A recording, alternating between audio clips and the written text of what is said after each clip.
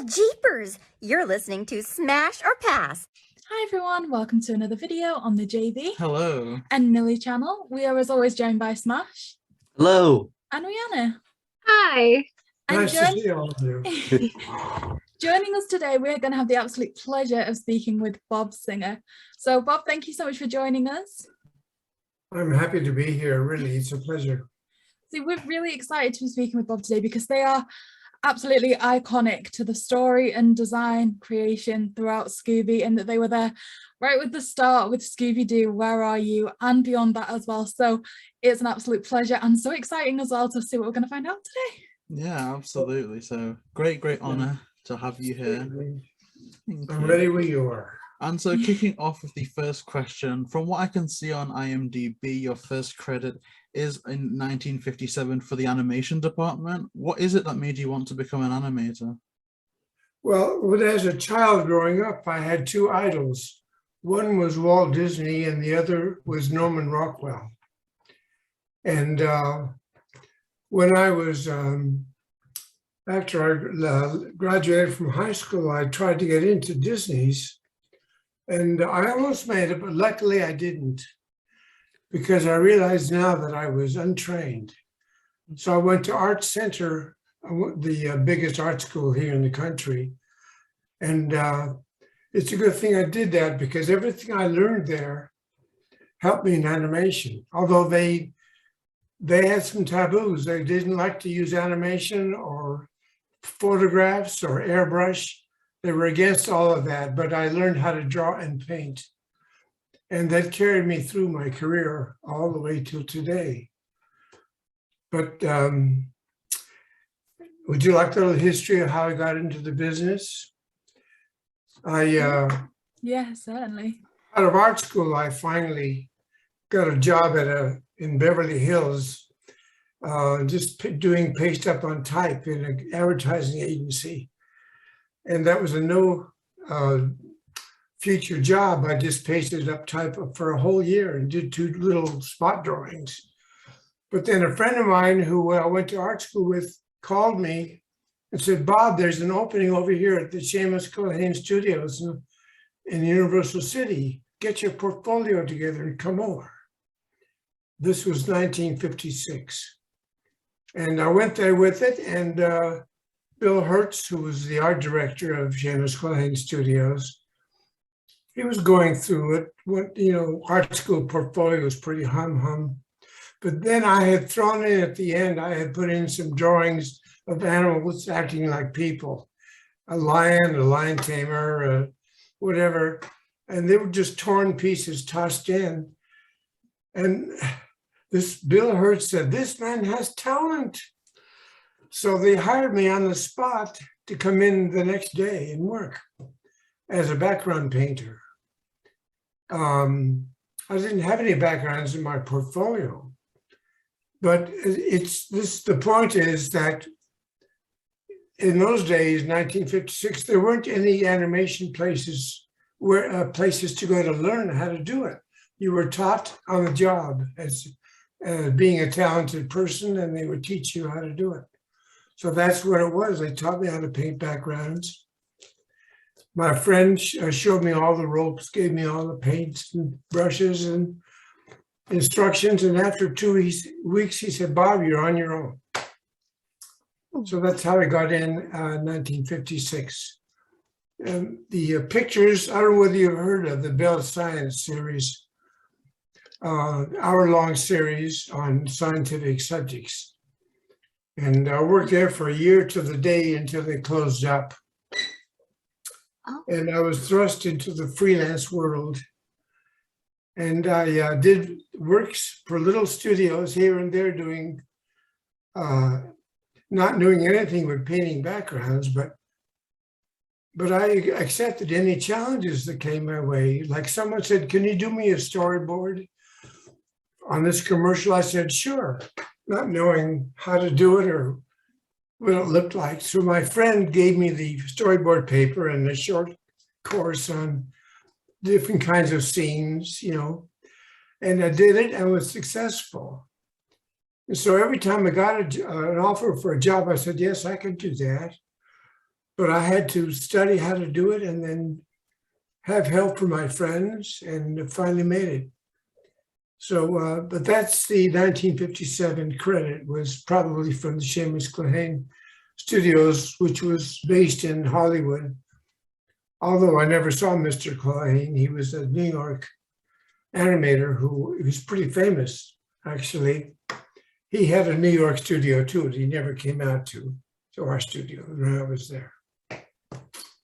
Oh, wow. Well, that was absolutely amazing. Thank you so much for that. I mean, that level of insight, and it's great to hear how things happen as well, because I feel like in a way that's even an important lesson to take away, is that sometimes it's best just to, you can't always stay in your comfort zone. Sometimes the way you progress and do good things is by learning on the job and not being afraid to ask questions. So in itself, that is something really important to take away. Having had an art school education for 5 years, that's the way I was able to accept challenges and do them.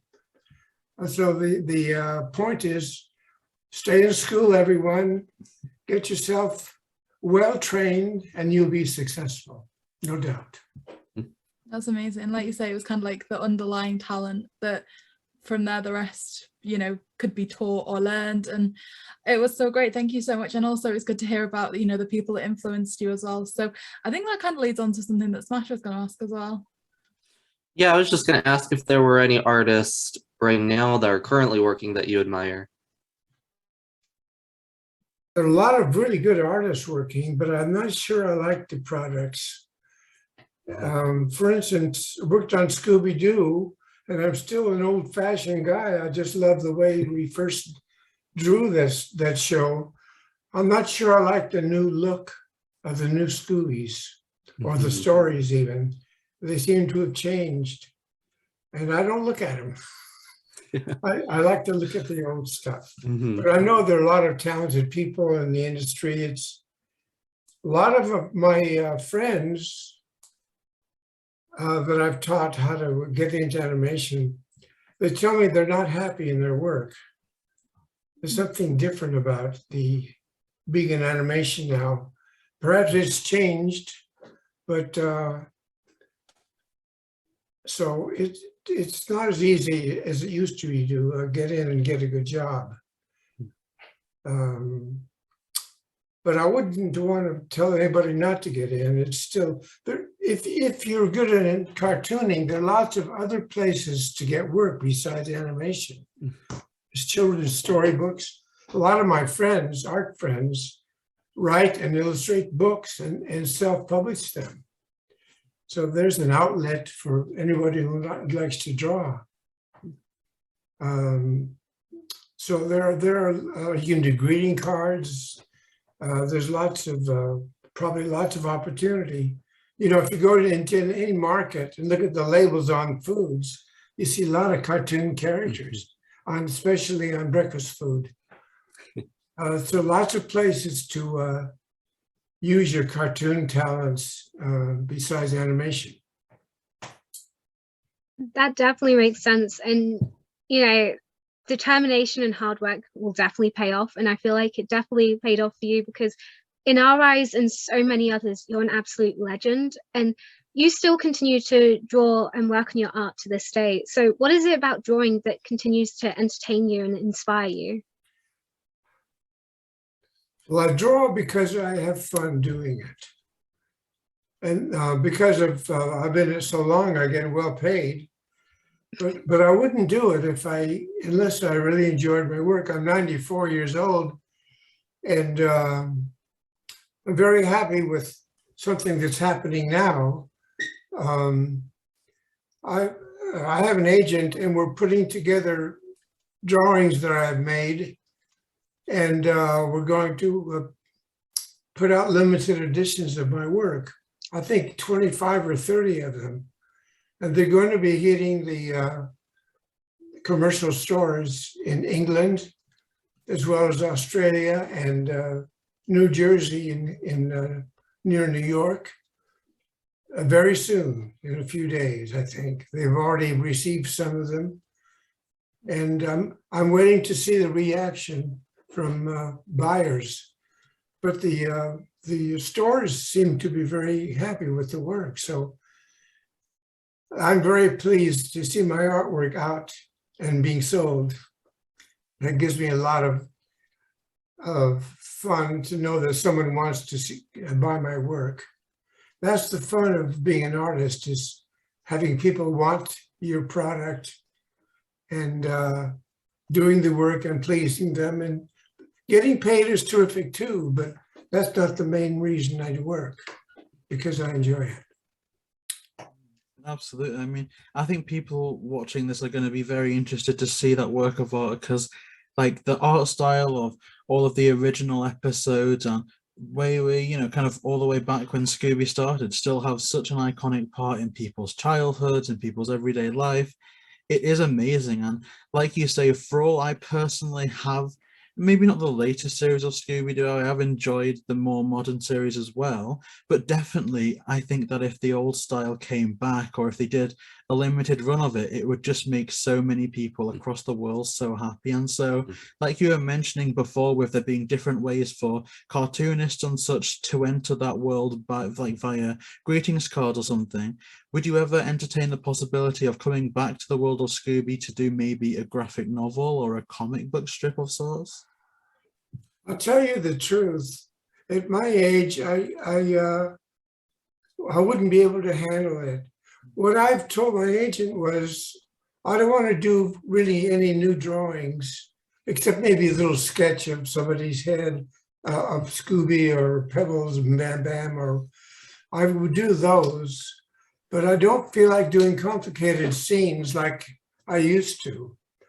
But I offer to redo anything I've done before, do a copy and a new rendering of it, because that would be easy using my light board to ink and then render it.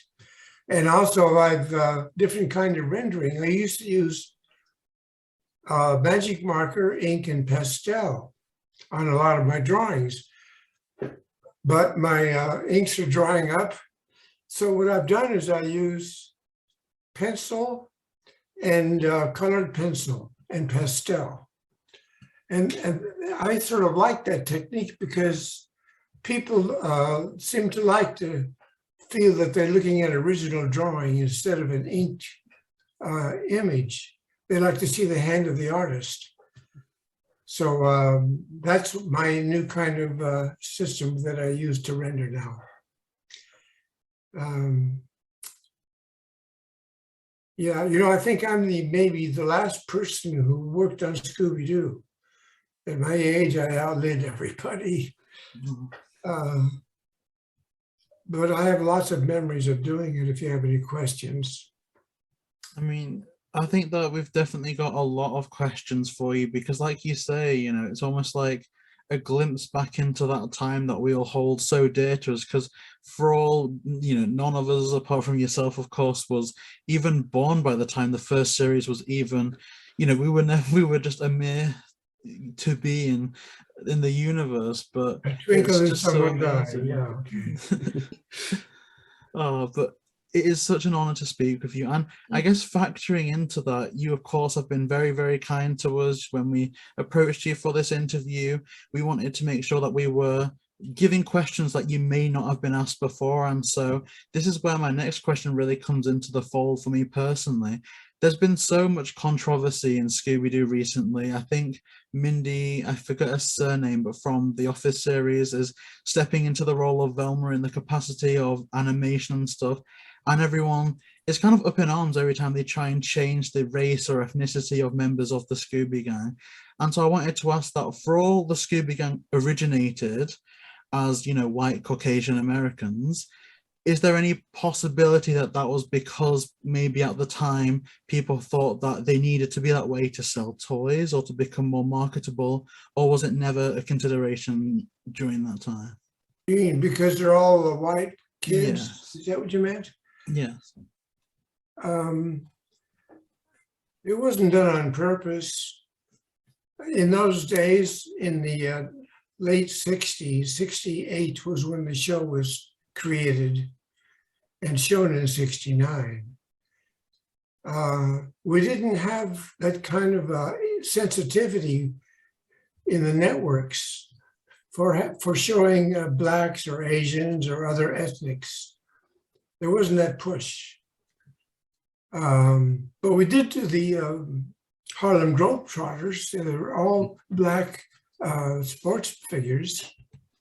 They were very popular. But I don't think it was done on purpose, no. It's just because other shows that Scooby was based on, like the Mystery Four or the Adventures of Dobie Gillis or whatever shows were popular, we just sort of imitated that formula and created a show. In fact, the show was created without a dog in it. And I think Mr. Silverman, who was head of CBS programming, suggested, hey, let's put a dog in. And then after the first scripts were starting to be written, he said, let's make the dog the star. And you have to admit that the idea of putting Shaggy and Scooby together, both scared people, was a very funny concept, because in those days, Abbott and Costello or any kind of comedy team, they were different. But in this case, they were both scared. For some reason, it worked.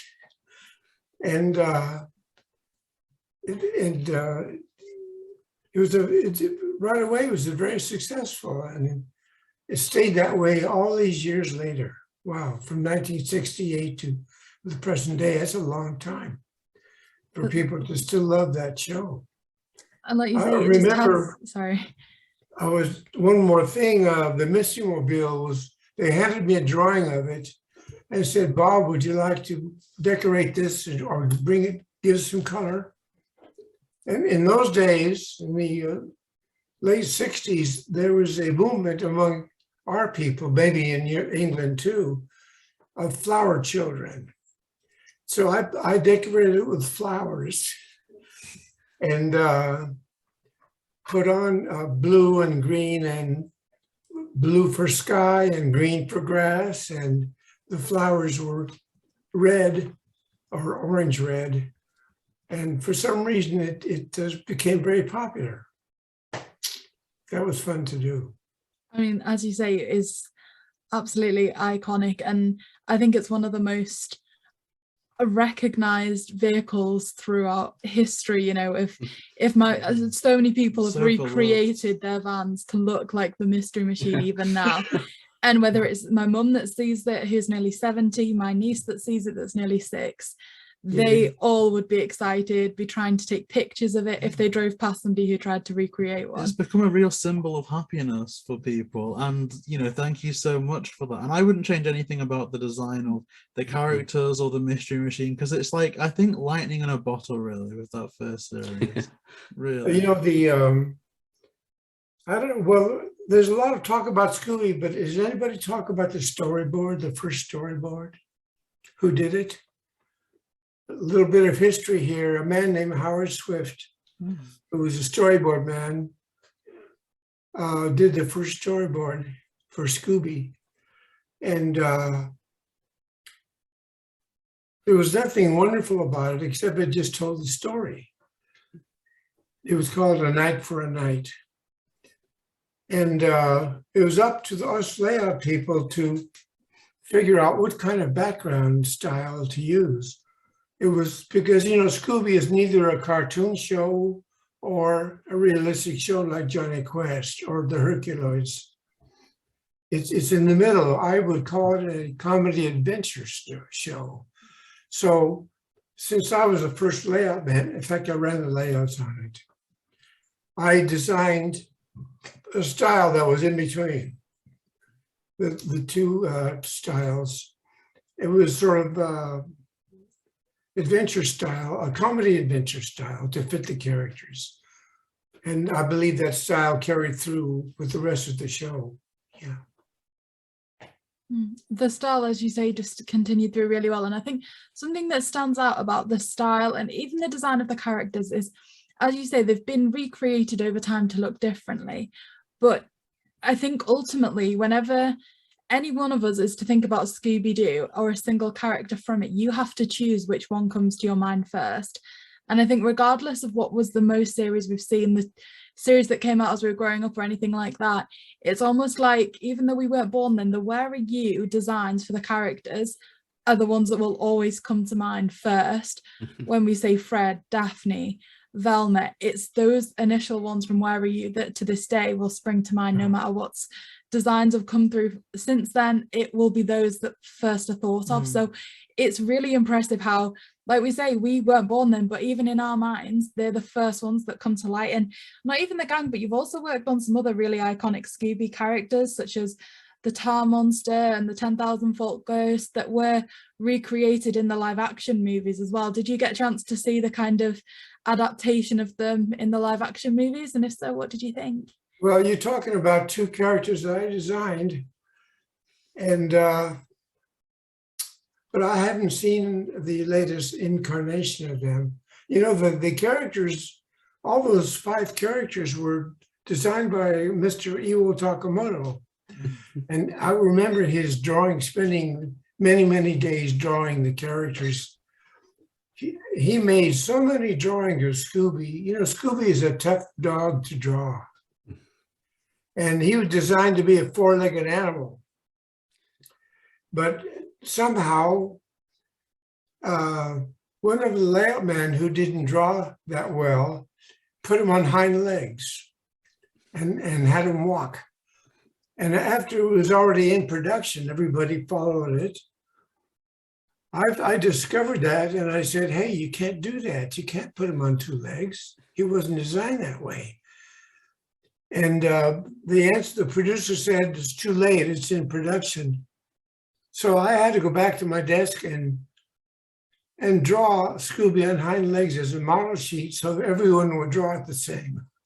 But that's why Scooby sometimes, and it turned out to be funny to have him dress up as a woman or whatever and on hind legs. So it turned out to be okay.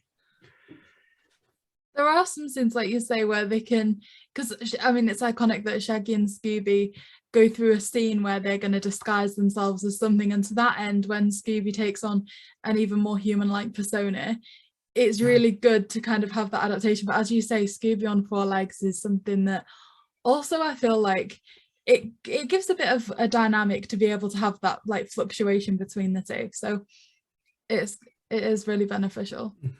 And as well, you were mentioning, you know, how iconic the Mystery Machine is. Like, even after 50 years, people, as we were saying, still look at that. Like, did you expect it to have that level of success that, you know, 50 years on, people would be recreating their own cars to look like the Mystery Machine that you designed? I'm just happy to see it happening, because it is you know, I've seen a lot of them traveling around here where I live. Some people have created the look, but it just seems to be so popular, and I'm so pleased to see that. It's just great. There's one that parks outside JB's parents' house because they live near the beach, and they use it to go surfing. So they have all their surfboards and things in the back of the Mystery Machine, and they just park up outside JB's parents' house and head over onto the beach. And so we used to see it quite frequently. It's amazing that people do that. And even in all of our collections, like, I think Smash has a Funko Pop of Scooby in that kind of Mystery Machine colors. There's like so many figurines. It really is going to be something that is going to stand the test of time for hundreds of years, I'm going to say, more. I'd forever. agree. Because even in some of the newer episodes, say, for example, there's an aeroplane that they're using as the central vehicle. They will cover that in the Mystery Machine pattern. If there's a monster truck they need to use, they're going to cover it in that Mystery Machine pattern. Whatever vehicle they use, that kind of color palette and design is something that they just transfer to everything they can, because it in itself, it's as recognizable as Scooby themselves. I'm so pleased to hear that. That's great. Any kind of maybe down or negative points, how did you persevere through it as an animator? Well, I'll tell you, I've always been a shy person. And when I went to Hanna-Barbera and worked on Space Ghost and Dinah Boy, which is right after Johnny Quest. Mhm. And Bill Hanna called the layout guys in. He said, "Hey guys, what's wrong? We're behind schedule on this thing." And wouldn't you know it, everybody was quiet except me. I put my hand up. And I said, "There are too many backgrounds." And really? And then we all went back to our desks, and in 5 minutes, Mr. Takamori comes back, and he says, "We want you to take over the show and get it back on schedule." And I thought, what, me? I've never told anybody what to do in my life. I'm a very passive person, really. But again, for some reason, I said, "Yeah, I'll do it." It was another challenge in my life for a shy person to sort of be more than I was or take on a challenge. And by George, I did it, and we did get it back on schedule. Are you familiar with the artist Alex Toth? Yes. He was maybe the best, one of the best designers. He had just quit the studio, and I took him out to lunch, and I begged him to stay on because we were in trouble. We have a lot of character to design and vehicles for the show. And he said, okay. And he worked at home.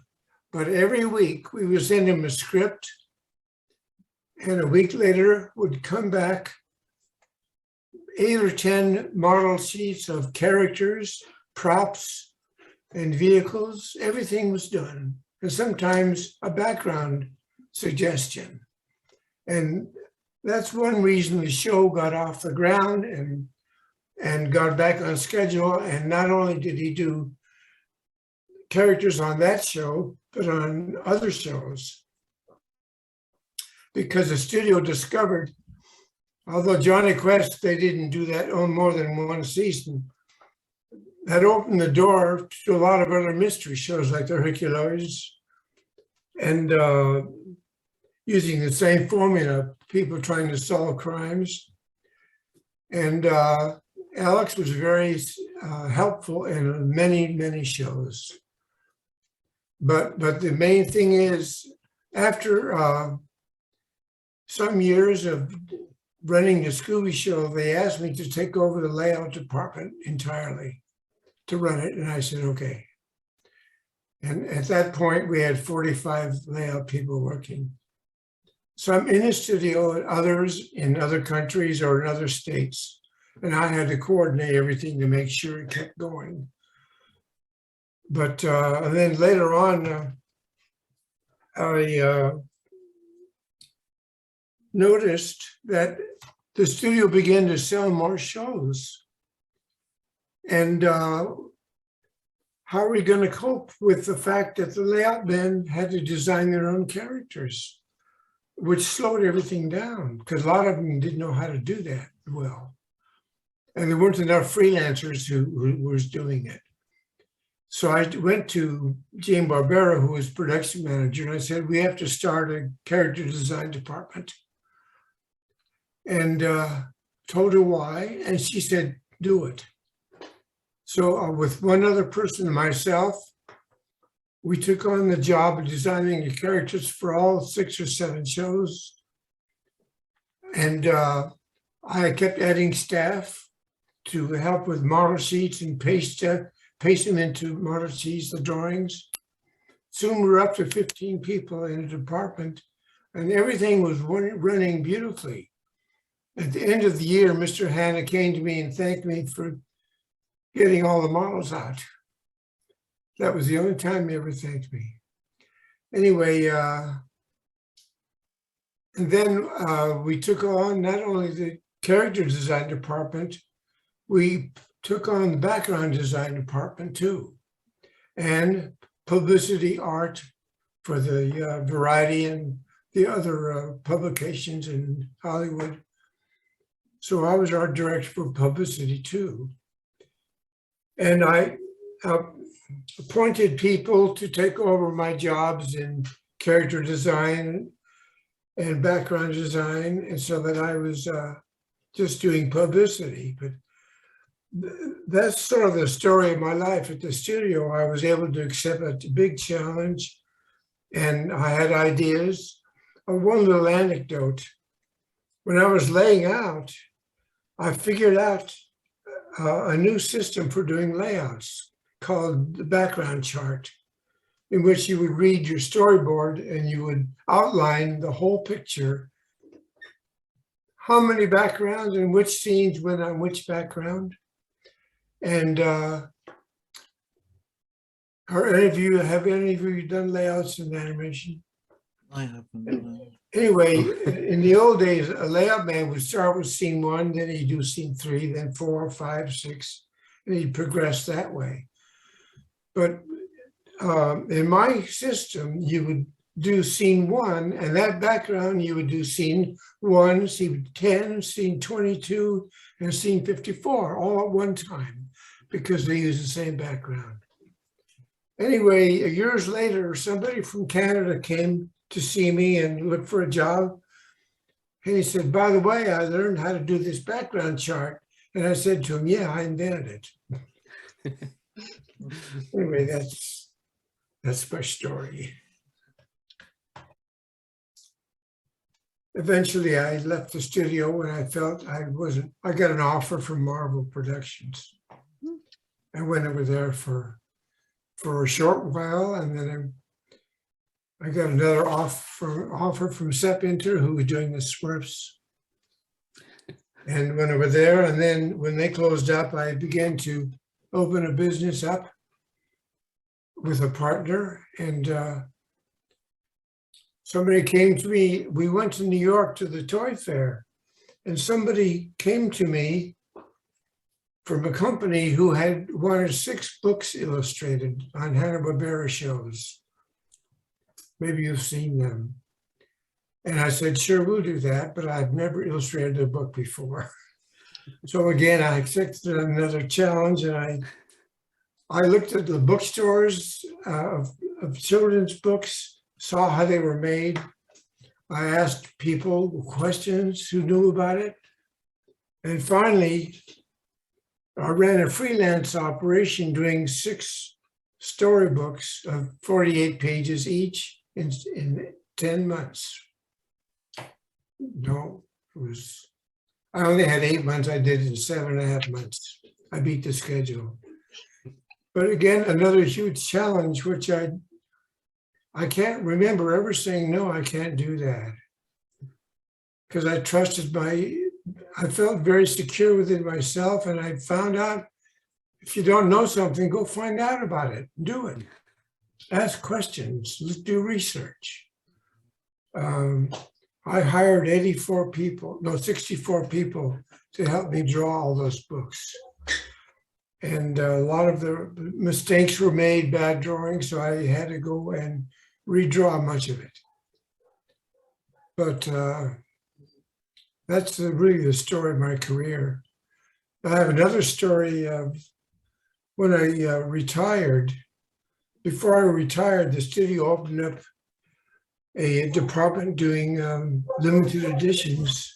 And they came to me and asked me to do 12 of them, the first ones, 1 a month for 12 months. And I did not only those first 12, I kept going. After I retired, I kept doing it. So I've done over 45 or 48 different limited editions for the Hanna-Barbera stores, which were in all over the country at the time, and now they've closed up. But I still do an occasional limited for people and commissions too. Yes. Sure. So in an episode of Supernatural, they crossed over with Scooby Doo, and I believe it was the episode A Night of Fright is No Delight. So I was wondering, because the animation, they try to keep as similar to the old style as possible. Have you ever volunteered or been reached out to for any advice by any of the creators who have worked on Scooby Doo recently? Advice for them? Yeah, if you had any advice. Well, there's not much I can do. It's all in production and they've designed all the characters. And I hope the stories are good and the characters. I hope they didn't change the format too much, looking for mysteries and finding out the landlord did it or someone else. So I really don't have any advice for them, no. But I was, if I'm talking to a upcoming artist who wants to get into animation, accept the challenge, make sure you're trained, go to as much school as you can. And if you don't know something, find out about it. If you want to learn about, if you want to go to work at a certain studio, find out their product, what they do. And if you do copies of their drawings, you will begin to understand what their system is and you'll be able to fit in. Because I found out if you copy anybody, if there's a famous artist you like, if you copy, you'll be able to do drawings in their style because that's the way of understanding it. So that's my advice to anybody who wants to get in animation. Be prepared to adapt to a studio style or have your own style that's so strong that they want to buy your style. There's two ways to get in. That's incredible. Thank you for that. And I know when my brother watches this back, he's definitely going to take that advice on because he's a huge fan of like your art and so am I. And we've actually been seeing a few items that have been signed by you online. So we're wondering, have you ever attended a convention to do kind of like signings or had people send in work for you to sign?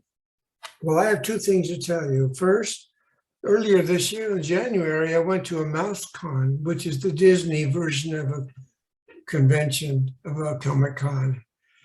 And I sat there next to Uli Ito, who is a famous artist too.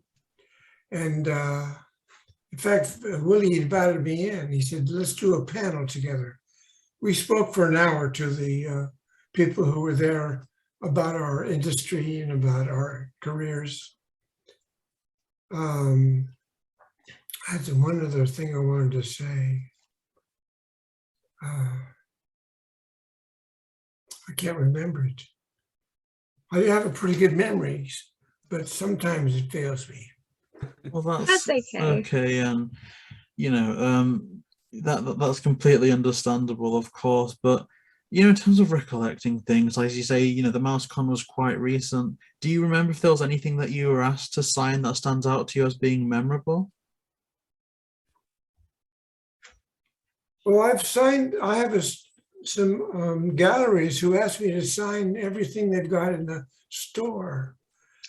I've done over 2,000 this year, over 2,000 cells of other people's work. And I try to sign it on the cell or drawing separate. Once I signed it mistakenly on the characters. It was a cell of characters. Somebody yelled, fake, fake, you didn't draw that. And I had to explain to him, this is very common in the industry for an artist to sign other people's work because it increases the value a little bit. Some pieces of film have 3 or 4 different people signing it. So it's not a terrible thing to do. But people do like to get autographs of artists for some reason. And so I'm willing to do it, but I don't profess to draw everything I was signing, no. That makes complete sense. And Well, I think people do like it because it's a piece of them. I remember the comment Ooh. that I forgot. I have a policy, anybody who sends me a drawing, I will send them one back. Oh. That's Okay. so sweet. Because I enjoy hearing from artists who want advice on their work. I've taught a lot of people. I've taught in USC and other high schools, and I've taught fourth grade classes. I have some boards of my artwork. Would you like to see it? That I take to schools and I show them what I've done. Oh, we'd love to That'd see be it. Thank absolutely you. fantastic. Please. Thank you. Okay. All right.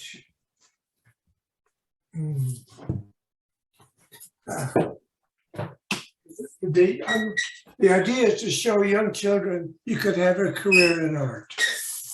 So what I do is I put together boards like this with my drawings. That's my- amazing. Did I lose you? Oh no, that's all. No, we're still they're here. incredible. But somehow I can't see you anymore. Oh, Anyway, there are the drawings that I take. They're all original drawings, by the way. They're amazing. Thank you They so are. much for sharing that with us. wow. Here are some characters that I've done. Ooh. Ooh. Other productions. Ooh. Oh, wow. And let's see. These are actual drawings, characters I've designed for various productions. And this woman was a neighbor of mine, and I used her, I drew sort of a drawing of her for the character, but I never told her. Anyway, then these are thumbnails of my work that I take also, little color thumbnails. One more. They're amazing. Here are original drawings that I did, some of them for Scooby Doo. Oh you see- yeah. Yes. Oh, Oh, wow. There's the tar monster and a witch, a beautiful witch. And his Starman, did you see that? mhm. And a 50-foot seaweed monster. Would you believe that? Oh, my Oh, goodness. wow. Anyway, this is an example of my different styles. Mhm. It's incredible. Oh, wow. They're all original drawings that I've cut up. Maybe I shouldn't have cut them up, but I did.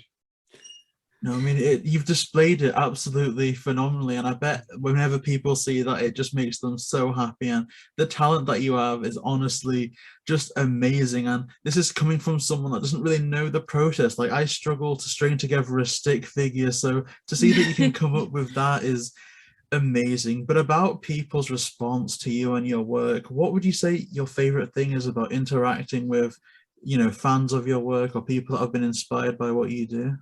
Well, I'll tell you, I get a great deal of pleasure from teaching people. I've done a lot of tutoring. Artists come to me who's painted watercolor backgrounds or characters, and they have a problem. One of them had a problem with perspective, and I love perspective. At Art Center, when I was studying perspective, I was doing a downshot of a farm scene and my heart began to pump. I just enjoyed that so much. That's why I suggested anybody who sends me a drawing, I'll send them one back as a thank you, because I really enjoy teaching. That's a big thing with me. Not only do I learn how to do things, but I like to pass my knowledge on to people. That's amazing. And I think you're such an inspiring person as well, that I think you're such a good person to be taught by, because, as you said, it's teaching people that, see, I think society, for all it's progressing, there's still some kind of parents who would say, you can't pursue acting, you can't pursue art, you need to take this route. And it's so good to have somebody like you who can showcase that isn't the truth. You can have a very successful career in art. and other people in the industry showing that you can pursue a career in acting, and it's great to have those inspirational figures. Could I get a plug in? Is that possible? The gallery that is going to be handling my work in the UK is located in Manchester. Ooh. It's called, is that near Preston? I mean, we could throw something out of our window and it could hit someone in Manchester. Anyway, it's called the Generations Gallery in Manchester, and the man's name is Rob Marks, M-A-R-K-S. That's where my some of my limiteds will be on display and for sale, I think. Oh my gosh, if that We're taking JayBee a is not trip. joking, Yeah, that is like half an hour maximum away from us. That is amazing. Wow. Oh my gosh, I want to go. Can Oh we? my god, yeah, of course we can. Wow. No, they may have a website that's advertising it. So if you could find their website, Generations Gallery, maybe just type it in on your computers. Maybe it'll come up and we'll announce the fact that they'll be having some Bob Singer stuff coming in.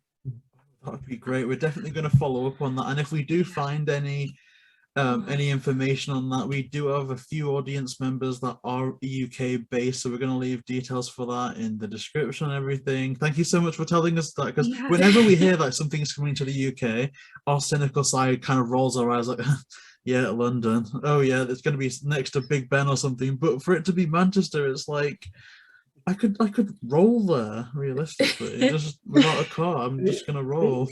There are 2 or 3 universities in England who are handling a book that I wrote on how to do animation storyboards.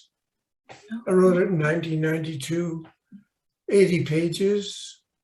It's very basic for the student who wants to learn how to do boards, or the animator who wants to become a storyboard man. Anyway, I believe that they're using that book in their animation classes.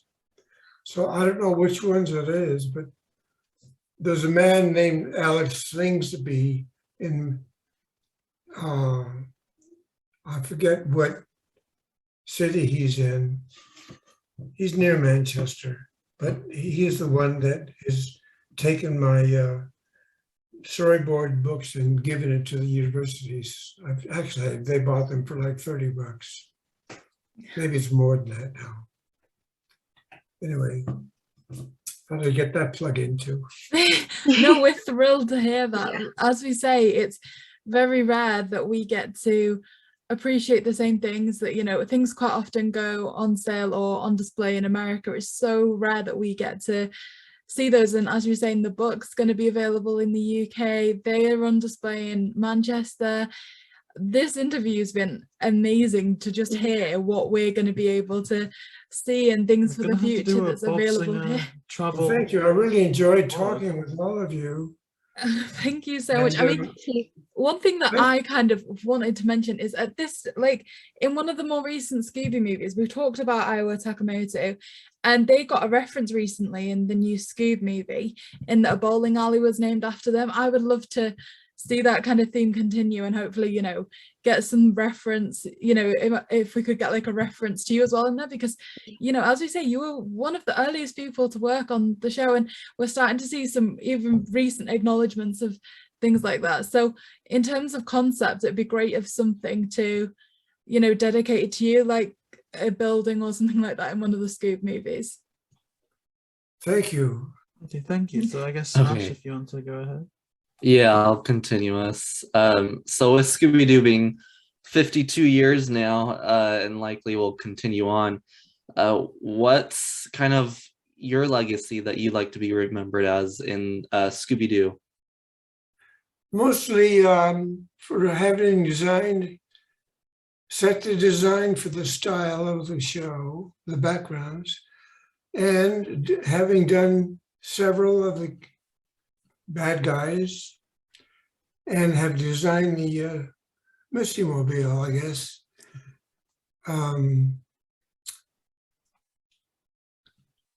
It's just the fact that I finally found a show that was right up my alley. I love to draw that style, in the comedy adventure style. But I can stretch either way to more realistic or more cartoony. But that's where I'm most comfortable. And I have to say, I've enjoyed my career so much. I had such a good time. I tell people I'm a lucky guy to have been able to draw pictures all day. That's my legacy, I guess. The enjoyment I had doing it. Absolutely. Love Right. that. Then I just have one more question from me, and just wanted to ask if there's anything that you like to say to fans who might be watching this interview in the future. Anything that you want to say, you can go ahead. Just that animation is still a wonderful area to work in. Things change, maybe things get for the better. Follow your dream, don't give up, but go into school and get every amount of education you can, because you'll need it. Even history, you'll need to know, because I've done a lot of cartoons that were historical in content, and become familiar with going to a library and getting reference material. You can get a lot from your computer. That's really the best advice I can give you, except it's a great field and art is wonderful. Have fun. Thank you so much. That is such amazing advice. And now we can pass it over to Rhianna to kind of wrap up the interview. Okay. Thank you. Thank I you. enjoyed it. Thank you so much for everything that you've told us, first of all, because, you know, just meeting you through Zoom, it's a dream come true, because you've inspired so many people and you've made my childhood just incredible with all of your artwork and watching Scooby. So just two quick things to wrap up. Do you have any upcoming projects that you're passionate about that you can share with us? Well, the projects are mainly the limited editions that they're continuing to put out. So what's for them? I'd like any feedback that you get from them. I'd like to know what the public likes. Maybe you could be watchdogs for me when that comes out in Manchester. Of course, we would be so happy to do that. Thank you. And I guess Rhianna. Thank you for having me. I enjoyed it. You're welcome, and thank you for coming on. And just so people know, do you have a website or any social media platforms where people can keep up to date with your work? Well, I'm on the computer.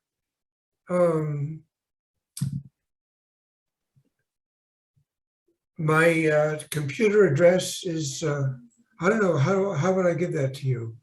Would it be my password or what? No, that's absolutely fine. I guess If you just punch in Bob Singer artist, you'll learn a lot about me. I have several pages that show my artwork and my history. And if you also want to be a friend, I'll friend you. Oh, thank you. I mean, that is so incredible. And I guess that brings the interview to a close. And thank you so much for being on here today. My pleasure. Anytime. I'm here. I did just want to Thank you. give some due diligence quickly.